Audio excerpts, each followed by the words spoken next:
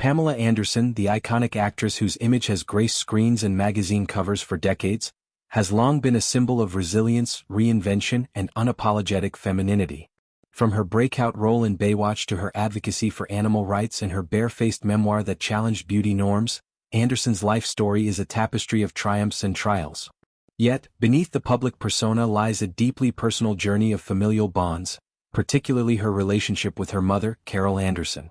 In a heartfelt interview with Vogue Scandinavia, Pamela peeled back the layers of this connection, revealing not just the hurdles but the harmonious haven they've cultivated together. A lush garden that serves as their neutral zone, a place where arguments dissolve like morning dew under the sun. The mother-daughter dynamic has always been intricate, marked by the ebbs and flows common to many families. We've had a complicated relationship over our lifetime, as many of us do with our mothers, Pamela shared, her words carrying the weight of shared human experience.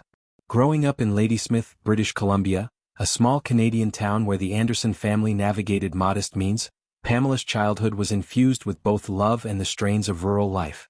Carol, a hard-working woman who juggled multiple jobs, instilled values of perseverance that Pamela would later channel into her career. But distance, geographic and emotional, crept in as Pamela's star rose in Los Angeles, pulling her into a whirlwind of red carpets, relationships, and relentless scrutiny.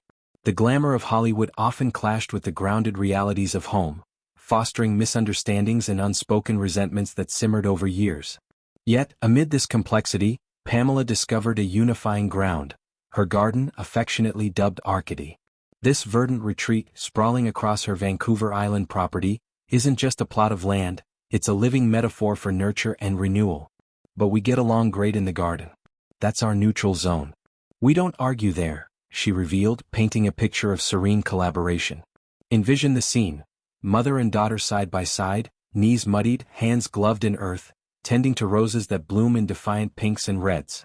Here, words give way to actions, pruning shears snipping away the dead, watering cans quenching thirsts, mirroring the quiet mending of their bond. The garden's magic lies in its simplicity. It demands presence, patience, and partnership, qualities that transcend past grievances. Pamela's affinity for gardening runs deep, a passion ignited in her youth and blossoming into a full-fledged obsession. I've always loved gardens, my roses especially, she confessed, her enthusiasm palpable. Her property boasts a stunning rose garden, where hybrid teas and floribundas unfurl like secrets whispered to the wind, alongside a vegetable patch bursting with heirloom tomatoes, zucchini, and herbs that perfume the air with basil and thyme. But Arcady transcends a mere hobby farm.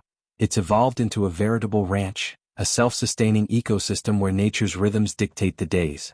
I don't know how everything grows so well there, she marveled, attributing the bounty to the island's fertile soil, mild climate, and perhaps a dash of intuitive care. Neighbors, peering over fences with envy, often remark on their own struggling plots while Pamela's thrives wildly.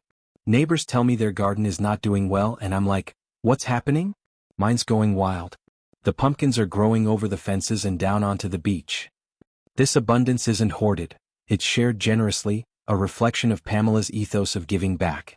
Pumpkins tumbling toward the shoreline become gifts for local schools, where children learn about sustainability through hands-on harvests.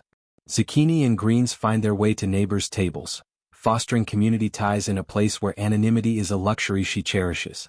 And crucially, much of the produce supports First Nations communities in Canada, honoring the indigenous lands that cradle her home. These donations, crates of crisp lettuce, sun-ripened berries, and root vegetables pulled fresh from the earth, address food insecurity while celebrating cultural heritage. My garden does a lot of good. Nothing goes to waste, she affirmed, her voice laced with quiet pride. In a life marked by high-profile philanthropy, from PETA campaigns to women's rights initiatives, this garden work feels intimately personal, a grassroots extension of her global impact. Delving into the therapeutic side, Arcady stands as Pamela's sanctuary, a counterbalance to the chaos of fame. After decades in the spotlight, surviving scandals for marriages, and the male gaze that often overshadowed her voice, she's reclaimed narrative control through projects like Pamela, a love story in her no-makeup movement. The garden, with its cycles of planting and harvest, mirrors this reclamation. Seeds buried in vulnerability yield flowers of strength.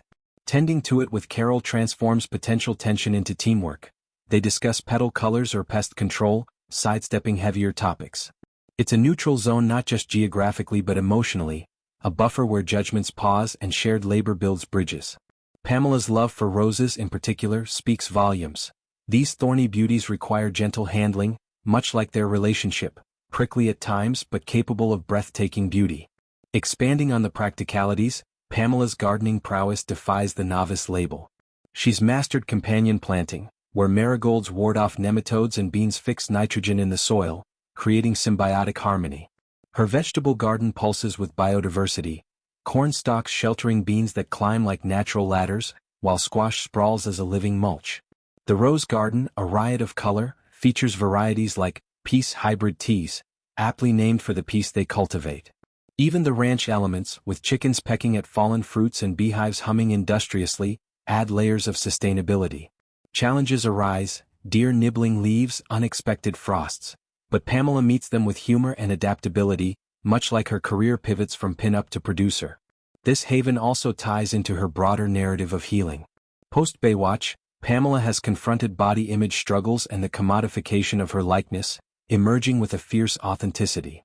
The garden embodies this raw, unfiltered growth without the airbrush. Sharing it with Carol mends generational gaps, allowing Carol to witness her daughter's grounded side away from tabloid glare.